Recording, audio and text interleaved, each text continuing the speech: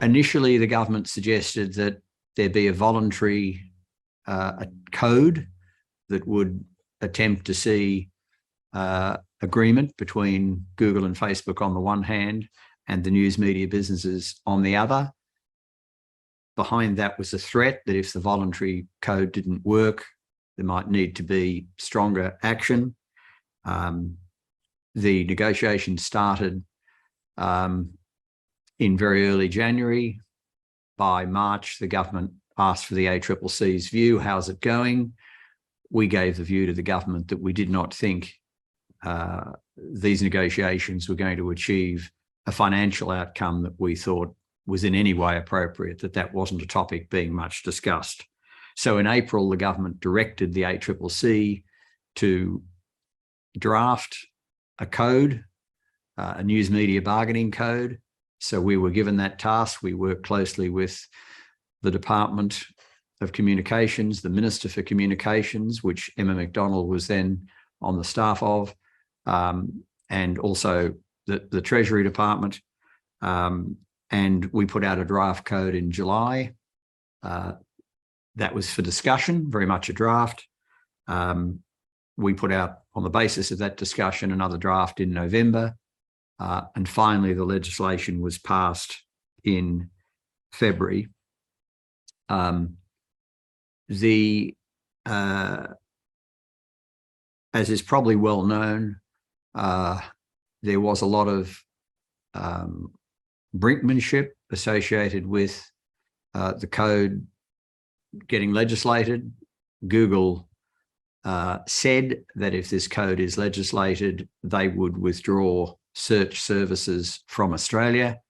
As soon as they did that, the chief executive of Microsoft was talking to our Prime Minister and said, don't worry about losing Google search. Bing can come to your country and provide a wonderful service. So that led to a bit of that didn't play out as Google expected, and they dropped that, essentially back down. Facebook took a different approach. They just took all news off their Facebook site. I just woke up one morning to find that announcement. The problem for Facebook was they overplayed their hand. They not only took down all news, but they took down bushfire warnings when there was actually a bushfire going on in Western Australia. They took down medical warnings when there was a COVID crisis and other medical issues. And so this generated a big backlash against Facebook, people saying, well, we'll get off Facebook if this is the way they're going to treat us. So eventually Facebook backed down as well. But in the course of those threats and that action, that triggered final negotiations between the Treasurer of Australia and the chief executives of Alphabet and Facebook, respectively. A range of changes to the legislation were made before it got passed. Most of them were not of great substance. I guess the one of most importance for us was the government agreed that if Facebook and Google went out and did deals with media businesses, then Facebook and Google would not be designated under the code. So with that, the code legislation was passed. It became law in February of 2021. But the code is law. It sits there. But in a sense, to trigger the provisions I'll describe in a second, Facebook and Google needed to be designated. They didn't want to be designated simply because they didn't want the precedent. They wanted to be able to go to every country, including yours, and say, the code doesn't apply to us. We were never designated. That is a misrepresentation. To avoid designation, they went out and did a lot of deals with media businesses very quickly. So in a sense, the objective of the code was not to have the legislation take effect. It was not to have arbitration, which I'll come to in a second. It was not to see designation. The objective of the code was to get deals done between media businesses and Google and Facebook, and that's what happened. So the objective of the code was completely met. Thank you very much, Rod. Very insightful. You answered a lot of questions, though. I mean, very simplified. I have one question from our publishers of DNPA and publishers in India, which is, our relationship is of divided rivalry with the platforms. We depend on each other. What do you think is a sweet spot in arriving at a happy equilibrium between the two? I think the only way it can happen is with a legislated arbitration regime. I hope I'm answering your question correctly. You won't get to a sweet spot without some element of compulsion, because the platforms are too dominant. They've got too much market power. So I think if you have the threat of arbitration there, so go negotiate, but the news media businesses have the ability to seek arbitration, then that sweet spot will be found. You won't, in my view, ever have to arbitrate. We never wanted arbitrated deals. We just wanted the threat of arbitration to force people to the bargaining table. So I think you need a negotiate arbitrate regime. My view is you won't need to use it. That sweet spot will be found between the parties. And can I say, the negotiations often took a long time. And this is why it's better that the parties do it rather than the government do it. If the news media businesses are negotiating, each news media business is slightly differently set up and constituted. They had different needs, different things to offer. So the test, and all we were really checking with each news media business was, are you happy with the deal? And all of them said yes. Some of them said, absolutely, they got a very good deal. And some of them said, look, it's a fair deal. We're okay with it. But some of the negotiations took a couple of months of intensive discussion. So leave it to them, but give them the backup of arbitration so that they've got some bargaining power when they sit down with Google and Facebook. Do you see an improvement in the quality of journalism, and do you see that sustainable now in Australia? I mean, that was my next question. And is the government happy with that, and the platforms happy with that outcome? No, look, thank you for that. I did overlook that in my presentation, so thank you for the question. So journalists in Australia have told me and others, and you've got Emma and Peter coming along as well, that there's never been a better time to be a journalist. People teaching journalism say that their journalist students can easily get a job.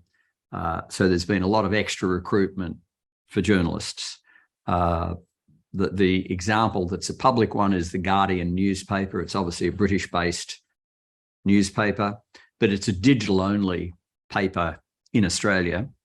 And it is increasing its staff from 100 to 150, essentially because of the money they got from the News Media Bargaining Code. And they've made that public. The Australian Broadcasting Commission is using all the money for extra journalism as well. It's less clear with other media businesses.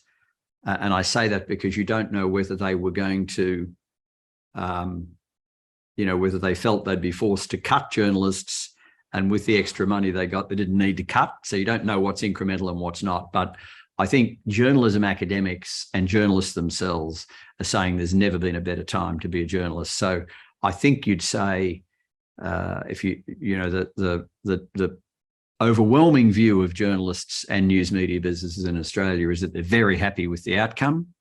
I'd have to put it this way, because the media businesses and the journalists are happy with the outcome, the government's happy with the outcome.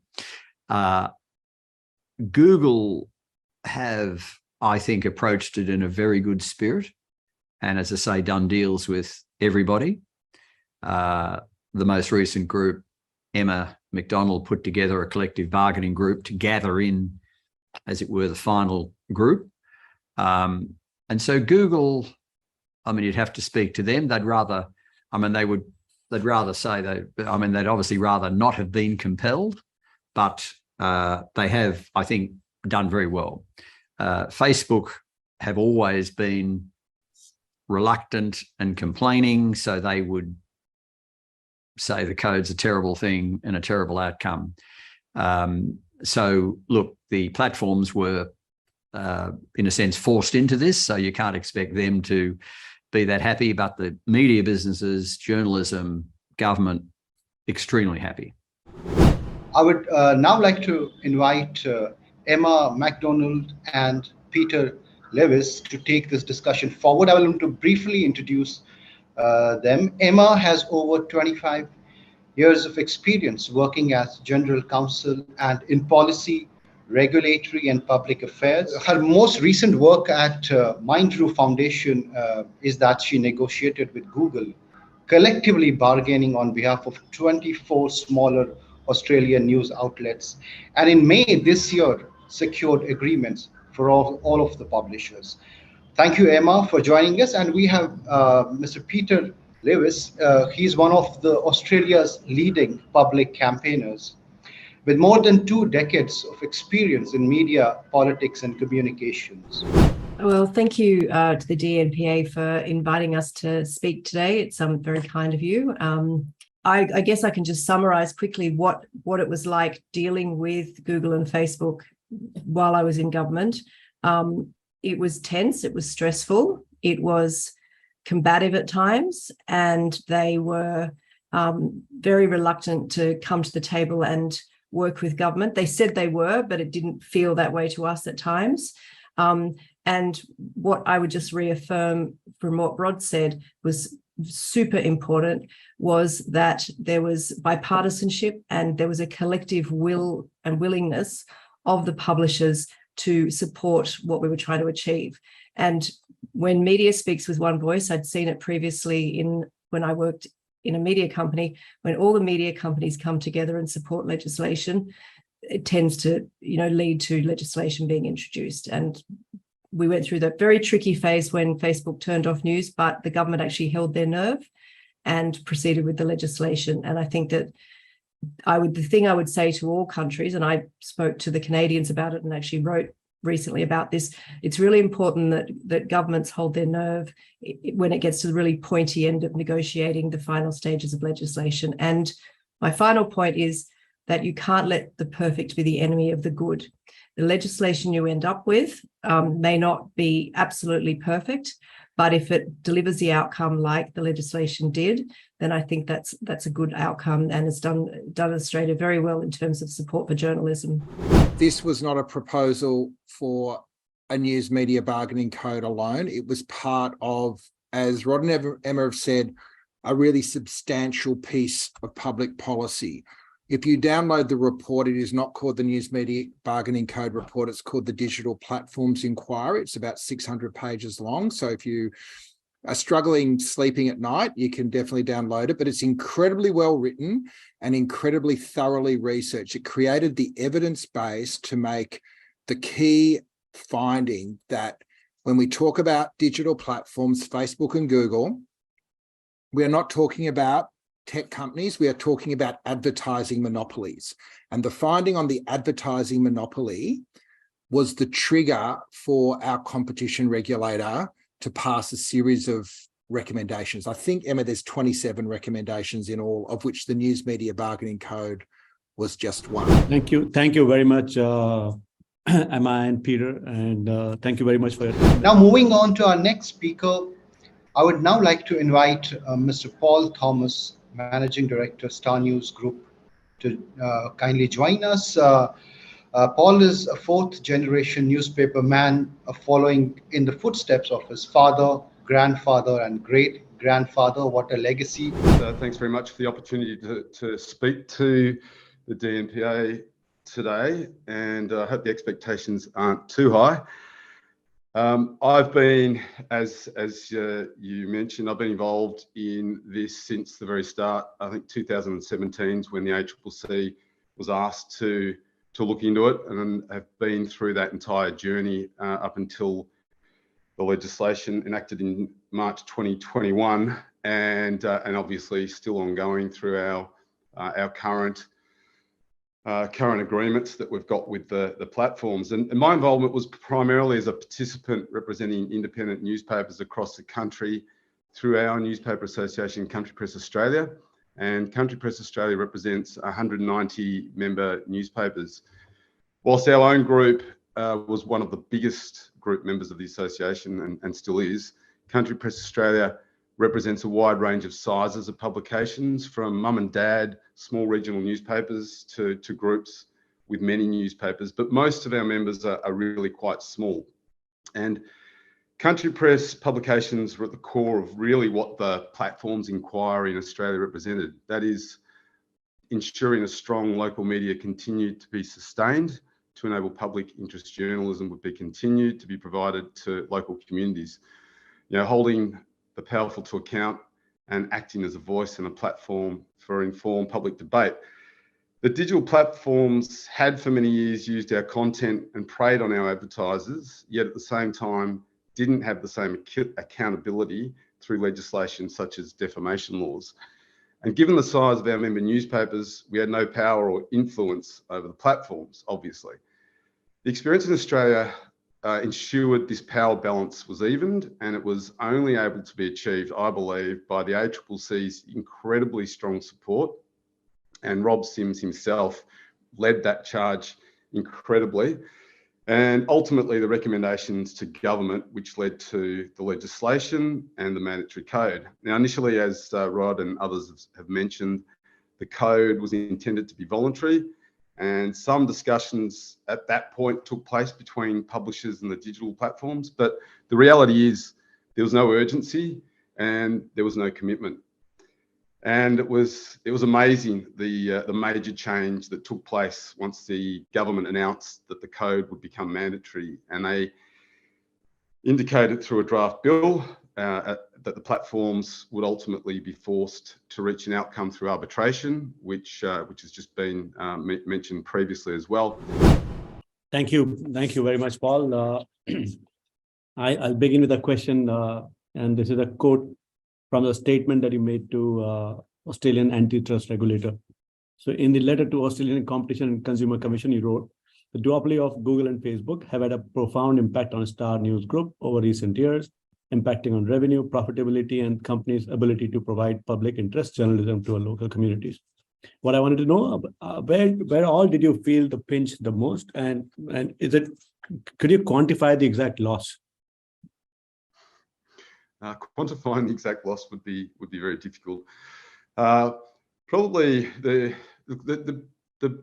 single biggest issue I think that Facebook and Google have had on local publishers has been their ability to control their advertising platforms and essentially control the prices that businesses pay in local environments.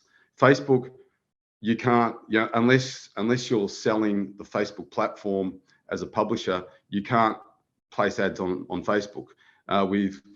With Google, they essentially control the amount that people pay, and obviously through things like Google AdSense, they control that advertising environment quite significantly as well. So the inability for a small local publisher or even a larger publisher to be able to monetize their digital business in an advertising environment has become almost impossible. Thank you very much, Paul. Very insightful, and very happy to hear your perspective, as a media man in Australia. So we move on. Thank you so much for joining us. James, Dr. James Mace is here. He is a senior lecturer at RMIT University and an associate investigator with the ARC Center of Excellence for Automated Decision Making and Society. Thank you so much for Harpo and Tane for having me. It's a real honor to speak at this roundtable. So in terms of the Australian experience, we know it's not a link tax. It won't break the internet. And we know, we've heard it's given a lot of money to journalism in Australia. But I think I'd agree with Peter here that the code is still quite opaque. We don't know how much deals are. And I think its first iteration perhaps unfairly just targeted Facebook and Google search, which I think was a bit too narrow. Of course, I recognise it was the first time anybody did this in a very complex political environment. I think we're seeing real improvements from the Canadian experience and even the maturations of the Australian reforms. So I think as India starts to consider this reform, I think there's already an opportunity, as others have noted, to look at subsidiaries like Instagram or YouTube, but also consider Apple News and other platforms. We know Meta's moving away from news. We know Twitter is collapsing every week. So I think there's real scope as these reforms are implemented in other countries to keep that question of which platforms should be in the room quite open.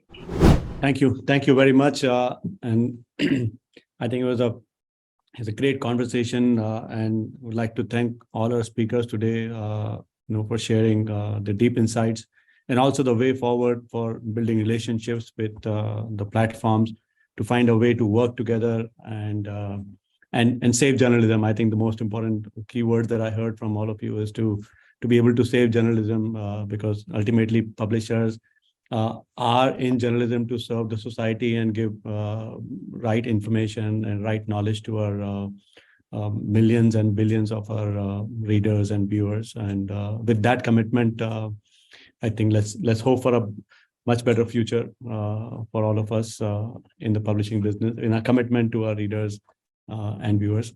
Thank you very much, Emma. Thank you very much, Peter, James, Paul, Rod, for being here. And thank you very much for wonderful audiences to join us on a Friday morning for this session. Very, very thankful to you, and I hope it added value to all of you from DNPA. On behalf of DNPA, thank you, and all our members, thank you very much. A big thank you to all of you. Thank you very much. Bye-bye. Thanks, everyone. And thank you very much to Exchange for Media, for bringing this together. And they brought this whole thing together. Thank you very much to the entire Exchange for Media team.